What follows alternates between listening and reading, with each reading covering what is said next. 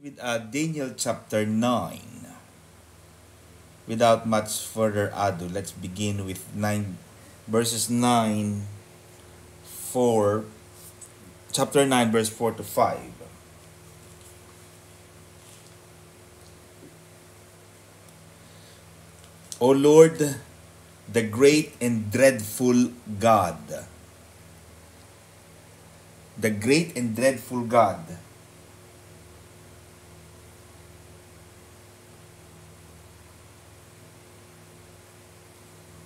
Verses 4 to 5.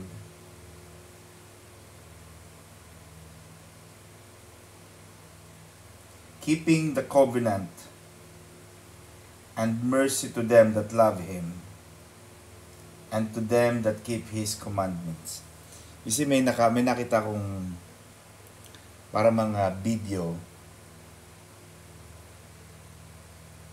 Alam mo ang pinakamahirap sa magulang? Sister Joyce. Yung nagpapalaki ka raw ng mga anak na alam mong hindi mo kayang iwanan sila. Pero ang mga anak na pinalalaki mo, pagdating ng panahon, kaya nilang mabuhay nang wala ka. Galing, di ba? Why is it relevant to this topic? Mismong si Daniel nagsabi na, Panginoon, ikaw ay dakila at ikaw ay nag-iingat ng iyong mga pangako at ng iyong awa sa kanila na nagmamahal sa iyo at sa kanila na nag-iingat at sumusunod sa iyong kautusan. Walang pagkukulang ang Diyos eh. Hindi nagkulang ang Panginoon na natiling tapat, ngunit tayo, ang tao noon, ay hindi naging masunurin, naging masuwayin, naging malalaki ang mga ulo. 2 Chronicles 7:14, if my people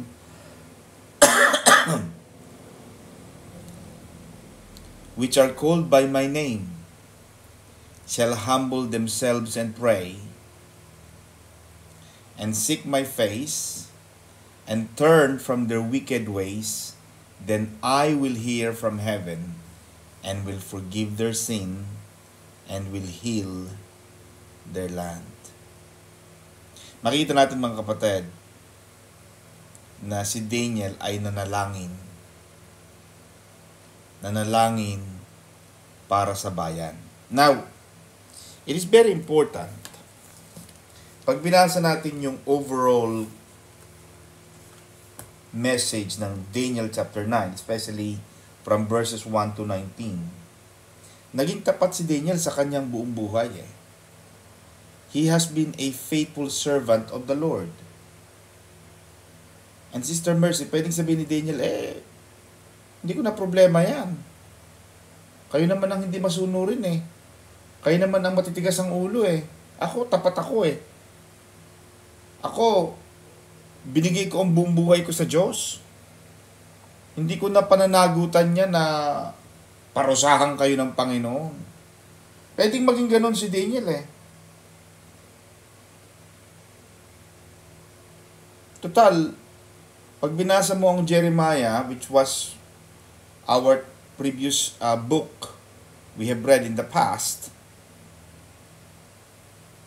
nakita na ni Propeta Jeremiah na itong mga Israelita na ito sa aklat ni Daniel ay parurusahan talaga ng Panginoon. They deserve that. Talagang huhusgahan sila ng Panginoon dahil sa kanilang kasamaan. Pero nakakatuwa, mga kapatid, kay Daniel, hindi siya nagturo. Hindi siya nagturo. Hindi niya in-exempt ang sarili niya. Bagamat tapat siya, sabihin na nating isa siya sa mga alagad ng Diyos, na talagang matuwid na tao, banal na tao, pero hindi niya in-exempt ang sarili niya. Ang ginawa ni Daniel, mga kapatid, ay nanalangin siya, humingi siya ng tawad sa Panginoon, and he identified himself as being part of the problem. Diba? Hindi sa kagaya ni Adan at ni Eva eh. Si Adan, sinisisi si Eva. Si Eva, sinisi ang ahas. Pero Daniel did not. Kaya mga kapatid, mag-iingat tayo na magturo sa kasalanan o kahinaan ng church o kahinaan ng ating kapatid. Kaya kung may magagawa tayo at kaya natin silang pagsabihan, kaya natin silang hanguin, himukin, pabalikin, i-encourage na magsisi, pwede natin sabihin na yung mga tao yun, masasama naman yan eh. Pero anong ginawa natin? Nagiging bahagi na tayo rin ng problema. Sa halip na, Panginoon, ipinapanalangin ko sila, ang ginawa ni Daniel, Sister Edith, Panginoon, patawarin mo kami. Sinama niya ang sarili niya, ganun din tayo. Yun ang sinasabi ko sa inyo mga kapatid. Kung sa inyong pamilya, for example, may nagkakalaban-laban, yung isang kapatid mong si A, kalaban si B, wala kang ginagawa, may kasalanan ka na rin. Ang kasalanan kasi, kapatid, na sunshine ng Russia, ang kasalanan is not only confined with things you did not do or things that you did na mali. Kasalanan yung, mali ang ginawa ko so kasalanan yon. Pero may kasalanan din si Sir Edith, yung mga bagay na dapat mong ginawa sana, ngunit hindi mo ginawa. Ang tawag doon sa English, omission. You omitted. Hindi mo ginawa, kahit dapat mong ginawa, pero hindi mo ginawa, then sa mata ng Diyos, may pagkukulang ka na rin. Ganun ang ginawa ni Daniel. Sa halip na i-exempt niya ang sarili niya, sa halip niya i-chapwera niya ang sarili niya, sinama niya, ang prayer niya, we. Kaya pag nananalangin ka, sample sa pamilya mo, may gulo, sa iglesia mo, sa iglesia natin, may alam kang gusot, Panginoon, patawarin mo kami. Kami. Sabihin, part ka, bahagi ka ng mas malaking picture. Amen mga kapatid. Hindi yung sila lang. Ganun ang ginawa ni Daniel mga kapatid. Hindi niya in-exempt ang sarili niya. Napakahalaga ng panalangin. There was a story in the year 1904 in Wales, and it's called the Welsh Revival. There was a man called Evan Roberts who led a national repentance. Parang ginawa ng Nineveh. Yung buong bayan talaga nagsisi. Buong bansa ng Nineveh o Nineveh. Itong nung 1904, Sister Edith, nagkaroon ng national revival o national repentance in Wales, the Kingdom of Wales. Di ba? 4 kingdoms tayo. Scotland, England, Northern Ireland, and Wales. Sa Wales, nagkaroon ng national repentance. Yung mga tao nag-confess ng kanilang mga kasalanan sa kanilang mga churches. Yung revival talagang naging mainit sa Wales. Maraming tao, maraming buhay ang nabago. Maraming tao ang lumapit kay Jesus. Bumaba ang crime rate, and even police, nahihirapan silang maghanap ng trabaho.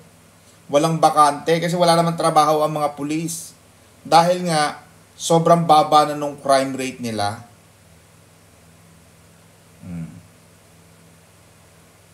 Yun ang nangyari nung panahon ni Daniel. dahil sa kanyang panalangin, sa kanyang pamamagitan. Kaya ang tawag sa atin sa main church, meron tayong prayer intercessors. Sila ang nag-i-intercede. When you say intercede, sila yung namamagitan between God and man. For example, ikaw magulang, Panginoon, patawarin mo po ang aking mga anak sa kanilang nagagawang mali. Hindi ko man po alam kung nakagawa sila o may ano man nagawa nilang mali. Pero Panginoon, patatawarin mo po sila. Patatawarin mo po kami. So you are standing in the middle. Kaya ang tawag, ikaw ay nasa pag-itan. Kaya ang tawag sa iyo, tagapamagitan. Si Daniel, namagitan siya between God and the Israelites. Daniel chapter 9 verse 9.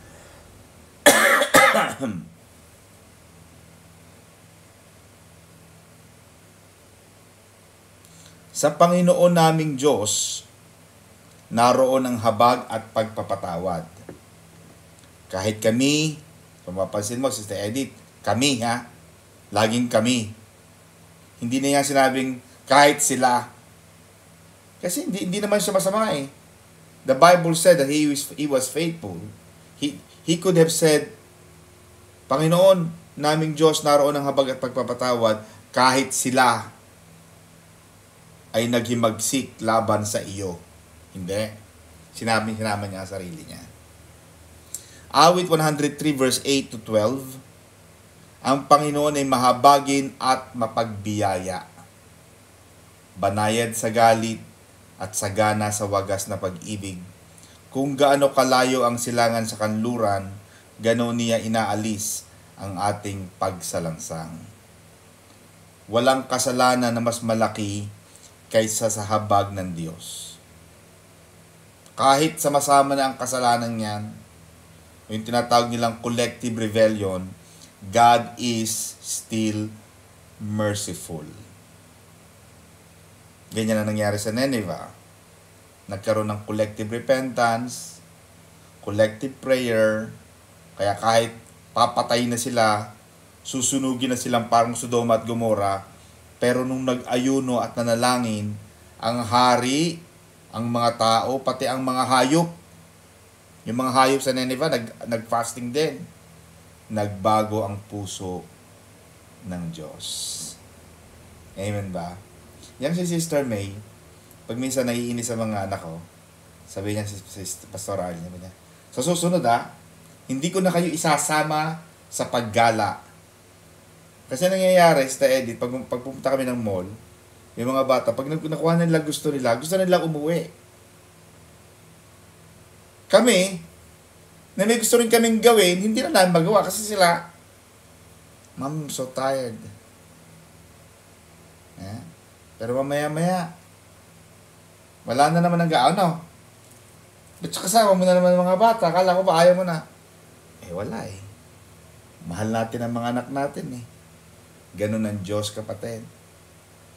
Kahit na galit sa mga anak natin, pero maya-maya, humuhupa rin. Tayo rin ang bumabalik. Tayo rin ang, di ba? Dahil mahal tayo ng Panginoon. Kagaya ng pagmamahal natin sa ating mga anak.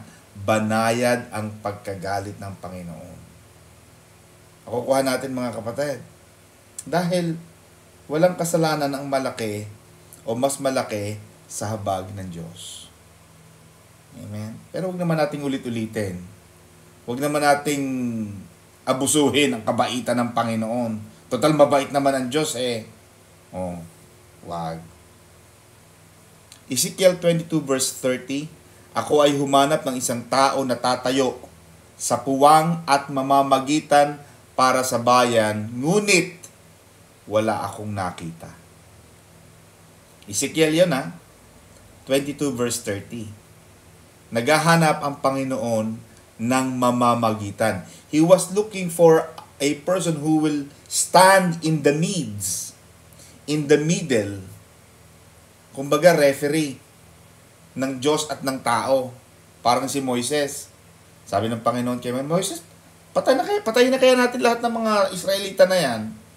Tayong dalawa na lang, sabi ng Panginoon kay Moises. Total, makakagawa naman ako ng mga tao eh. Ba't ba natin sabi ng Panginoon kay Moises, ba't ba natin sasayan ng oras ng tayo sa mga masasamaang kalooban, sa mga walang hiyang taong mga yan? Mga suwail.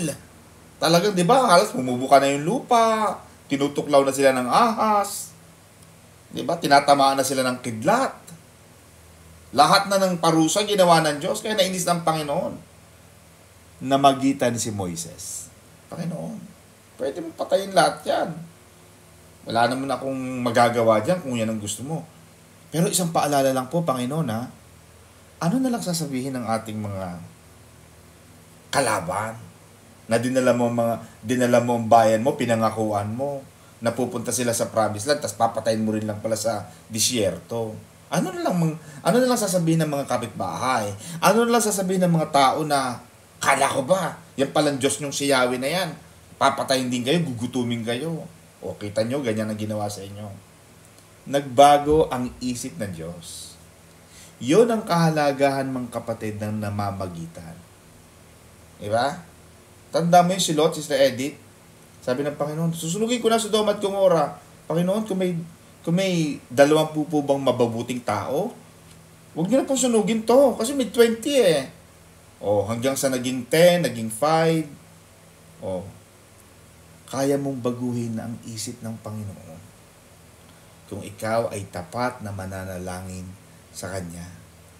Now, pagdating ng New Testament, Sister Edith, sinagot siya ni St. Paul sa Romans 8:34. Si Kristo Jesus ang namamagitan para sa atin. Kaya nandun na siya sa langit.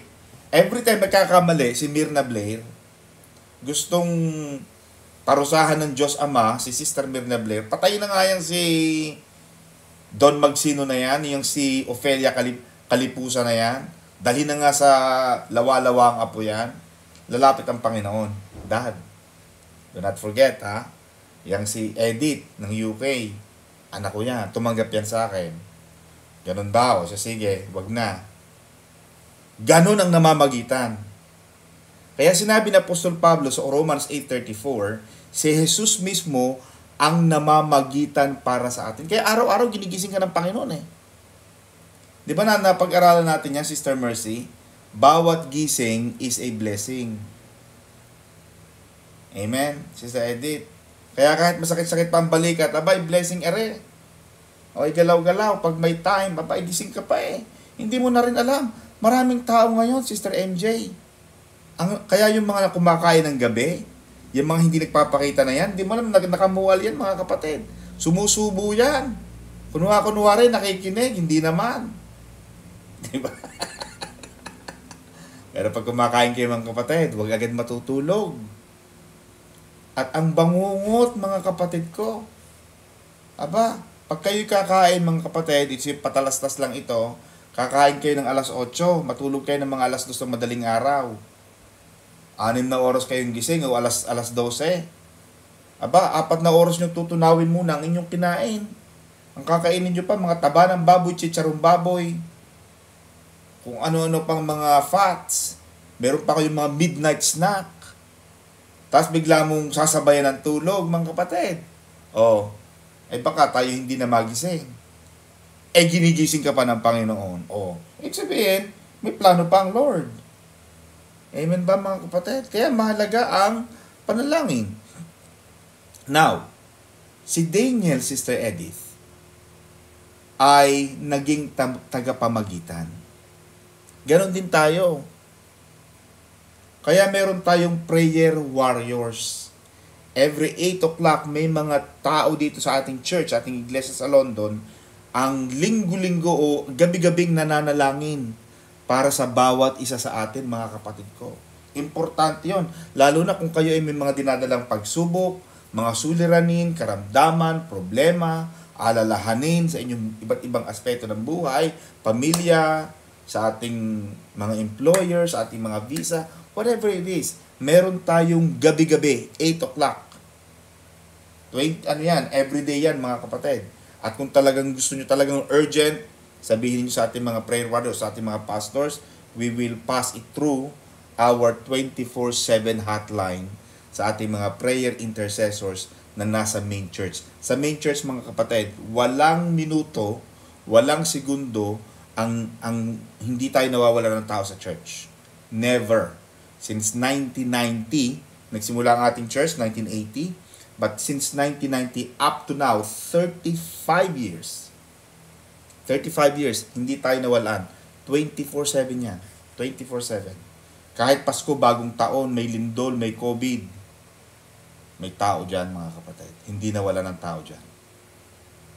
Kaya napakahalaga. Ganun din tayo. Maging prayer warrior tayo ng ating pamilya. Pag nananalangin ka, Pastor Arlene, Panginoon, balutin mo po ng iyong banal na dugo ang aking mga anak wherever they are right now, ang aking mga apo, ang aking pamilya, ang aking magulang, ang aking mga kapatid, ang kanilang mga anak, ang aking church, ang aking bansa, ang aming presidente sa Pilipinas, ang aming mga leaders. Panginoon, protect them with your most precious blood.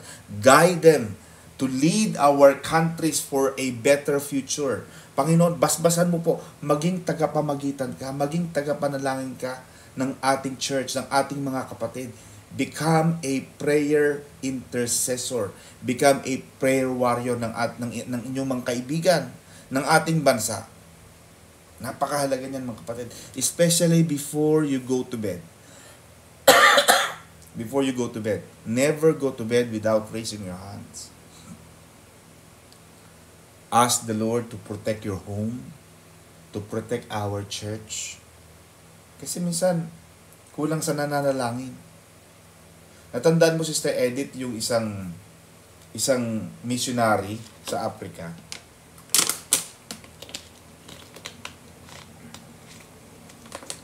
Na siya nangangaral sa Africa, matagal na, siguro mga 18th century.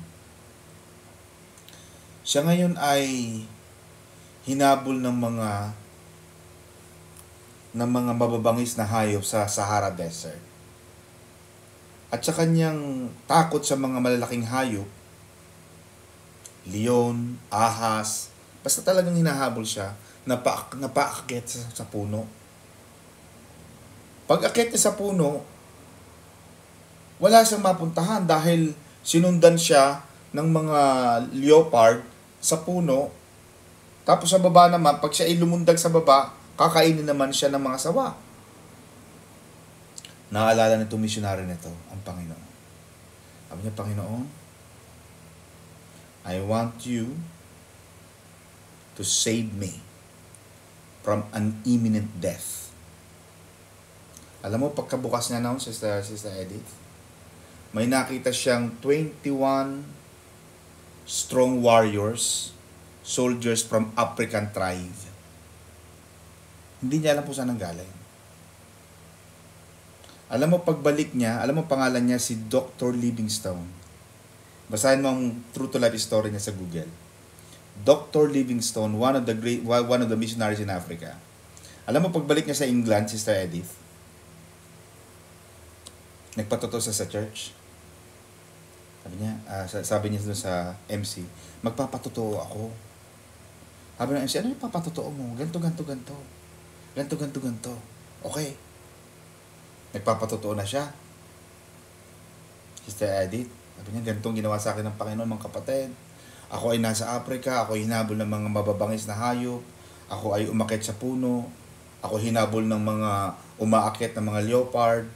Hindi ako makababa dahil yung leopard ay nakaanganga sa akin. Hindi ako makatalon sa puno dahil may buhayan namang nakabuka ang bibig sa akin, nakakainin din ako. Tinawag ko ang Panginoon.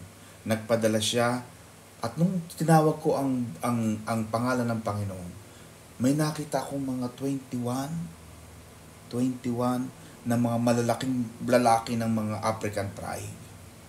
Tuwan-tuwa siya kasi talagang iniligtas siya. Talagang tinulungan sa maligtas. Talagang tuwan-tuwa siya. Palakpakan ng mga tao, Sister Edith. Lumapit yung pastor. Sabi niya, Brother David, what date was that? What date was that? Sinabi ni David Livingstone, the date was this. Kasi it's on my diary. Ito ang date. Ito ang time. Alam mo, sabi ng pastor, Brother David, you know that on that date and on the same time, there were 21 prayer warriors praying for you. 21 prayer warriors praying for you. Sabi ko sa iyo mga kapatid, iyak si David Livingstone. Sabi niya, Pastor, hindi ko alam. Akala ko yung panalangin ay, I don't know, it did work. Kaya mga kapatid, huwag ninyong i-underestimate ang kapangyarihan, ang bisa ng isang matimtimang panalangin. Lalo na sa inyong pamilya, sa inyong mga anak, sa inyong asawa, sa inyong magulang, sa inyong trabaho, sa inyong buhay, mga kapatid. Huwag ninyong babasta-bastahin ang kapangyarihan ng panalangin. There is power in prayer. Once you speak the word, once you say the name of Jesus, mga kapatid, sasabihin ko sa inyo, heaven starts to work. Because you see, Sister Edith, the heaven and the angels, you cannot move them. You cannot tell them to move because you cry, because you are asking it. No. Because nahihirapan ka. No. The only way you can move the heavens and the angels is when you have faith. Kapag sinabi mo, kapag ikaw ay nanalangin ng may pananampalataya. Kaya when you pray, believe that you have received. So mapapansin mo sa Edith, the tenses, kapag ikaw ay nananalangin, ang sabi sa Tagalog, paniwalaan mo na natanggap mo na ang iyong hinihingi. So at the time of prayer, Pastora Arlene, nakikita mo in your visual, in your vision, na na-receive ko na, tinanggap ko na ang kagalingan, tinanggap ko na ang magandang trabaho, tinanggap ko na ang malaking sweldo, tinanggap ko na ang pagbabago ng aking mga anak, tinanggap ko na ang pagbabago ng aking kapatid. In your mind, in your faith, in your heart, you have received what you have been praying for. The Bible did not say, Sister Jane, that when you pray, believe that you will receive. No. Hindi niya sinabing you will receive. The Bible said, when you pray, believe that you have already received. Kaya yung faith, it has to be exercised at the time of prayer. Huwag kang mananalangin ng passive prayer lang na parang palabas lang sa ilong. Alam mo yung nanalangin, Panginoon, sana po ganito. Panginoon. No. When you pray, speak from the heart. Talk to God.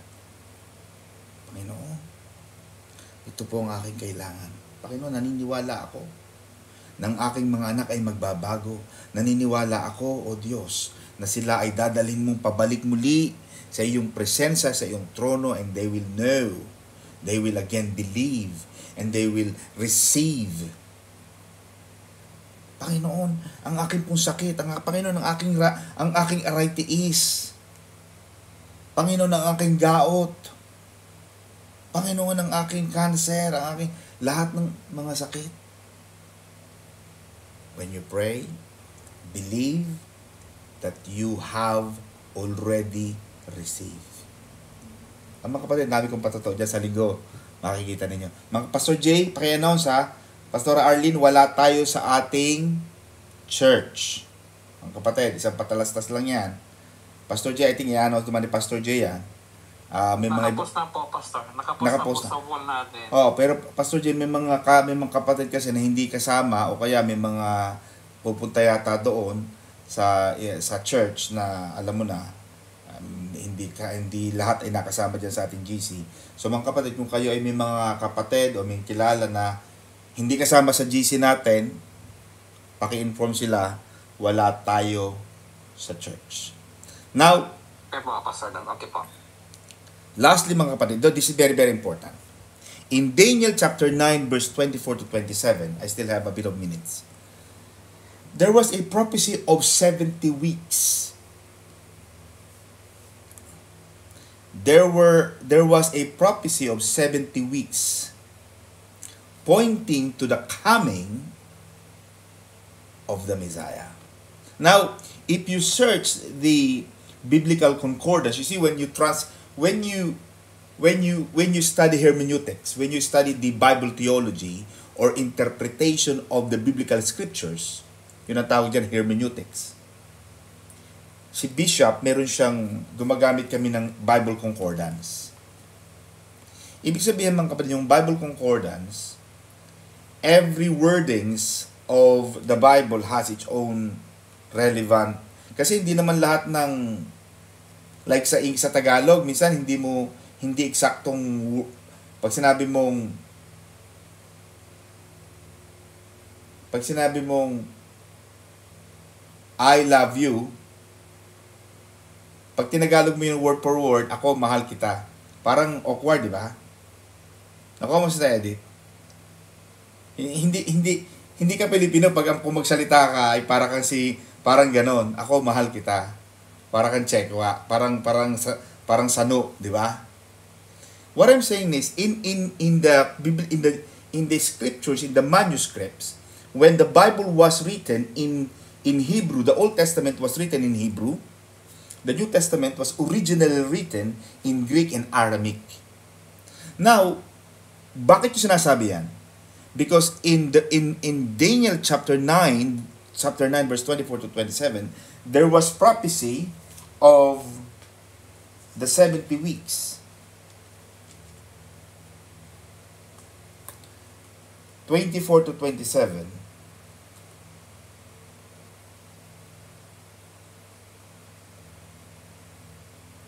There was a prophecy. Verse 25. Know and understand this, from the issuing of the decree to restore and rebuild Jerusalem until Messiah, the Prince. So makita mo si Pastor Arlene that the New Testament now is unfolding, now giving us a hint that the Messiah is coming about 70 weeks. In my translation, it's 62 weeks plus 7. It's about 69. But in some translation,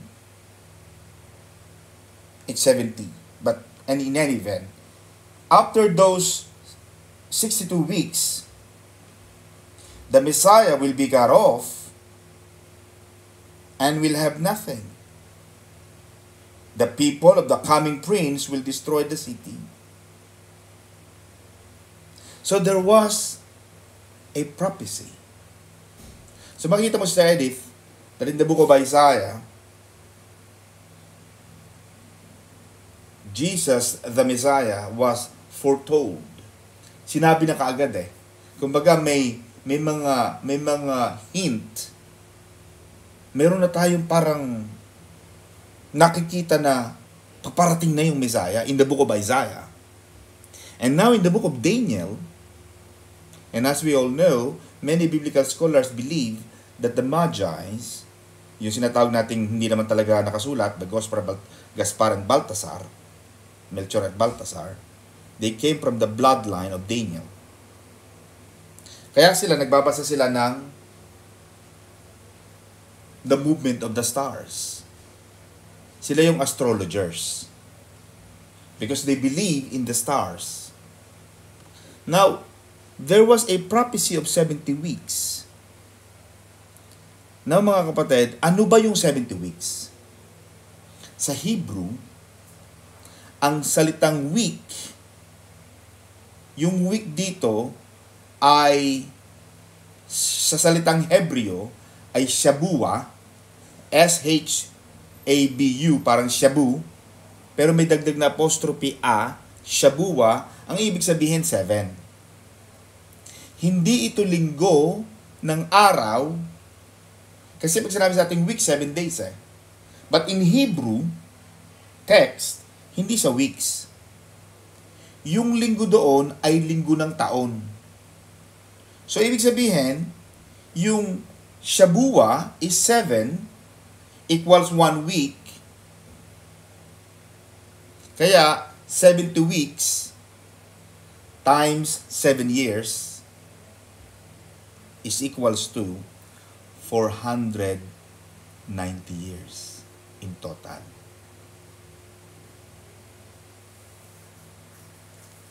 At pag binilang mo, Sister Edith, from the time of Daniel up to the coming of Jesus Christ, the Magi's, which came from the bloodline of Daniel, they understood the movement of the stars. Nakita na nila ang paglabas ng tala. It is now 490th year. The Messiah has arrived. Nakukuha mong point, Sister Edith? Kaya may dala na silang frankincense, myrrh, and gold. Which represents, the gold represents the kingship of the child. The frankincense represents the embalming. At yung myrrh, yun yung pagkamatay ni Jesus. So makikita mo mga kapatid, that the 70 week, the Shabua, which represents the 490 years, pag binilang mo yan, how long did, from the life of Daniel up to Jesus Christ, binantayan lahat yan. All throughout the generation after generation. Nung mamatay si Daniel, ipinasa niya sa kanyang anak. Pinasa niya sa kanyang apo, anak. 490 years, ha? Sabi sa akin ng God the Father, nanalangin ako. At ang sabi sa akin ay ito, 70 weeks are decreed.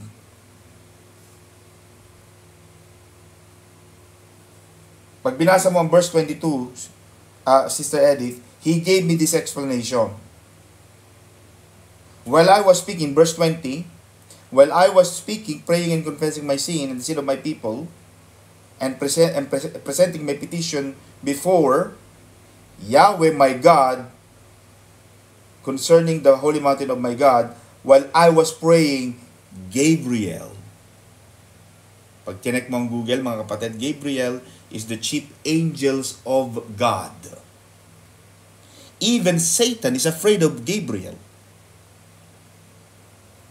But in this context, Gabriel, the man I had seen in the first vision, came to me. He gave me this explanation. So, Sister Edith, last 3 minutes, Gabriel is the chief, the highest angelic being in the throne of the divine. He is the highest being. He has the most, accordingly, he is the most powerful angels of God. He delivers message direct from the mouthpiece of God. He is the only angel that can deliver, that can speak to God directly. And God passes him the message. Siya lagi. But Angel Gabriel, the chief angel of God, explained to Daniel that after 70 weeks, the Messiah is coming. So ito yung binantayan ng lipi ni Daniel. Kaya maraming biblical scholar ang naniniwala, galing sa lipi ni Daniel ang mga Magi's. Si Gaspar, Melchor at Baltasar. So makikita natin mga kapatid, lahat ng ito ay tumuturo sa Messiah. Lahat ito ay nagtuturo na paparating na ang Messiah. The coming of Jesus Christ. Amen? Palakpakan natin ang Lord mga kapatid. At least may natutunan tayo sa ating Bible study na tayo ay maging tagapamagitan. Tayo ay, ito ang sagot ng Panginoon, ito ang sinabi ni Sister, I think ito ang sinabi ni Sister Mariby kanina. Ang sagot ng Panginoon, ang sabi ni Daniel, Lord, restore Jerusalem. Panginoon, alam mo yung restore, parang, Panginoon, ibalik mo kami sa dati. Panginoon, wag mo kami ngayaang mawala. Sinagot siya ng Diyos, Sister Edith, I will restore not just Jerusalem, but the whole world, because the Messiah who will deal with sin once and for all. Then we have John 3:16, Sister Cynthia, that connects this. For God so loved the entire world that He gave His Son, that whosoever believes on Him will not die, but have an everlasting life. So mga kapatid, napakaganda. We are now in only Daniel chapter 9 at ayoko nang buksan pa ang iba pang mga kapitulo ng Daniel kasi mawawala na yung element of surprise. Pagpalain kayo ng Panginoon mga kapatid. God bless you. Back to you, Sister Cynthia. Amen. Maraming salamat po, Pastor Don, sa katuruan at kapahayagan ngayong gabi sa Daniel chapter 9.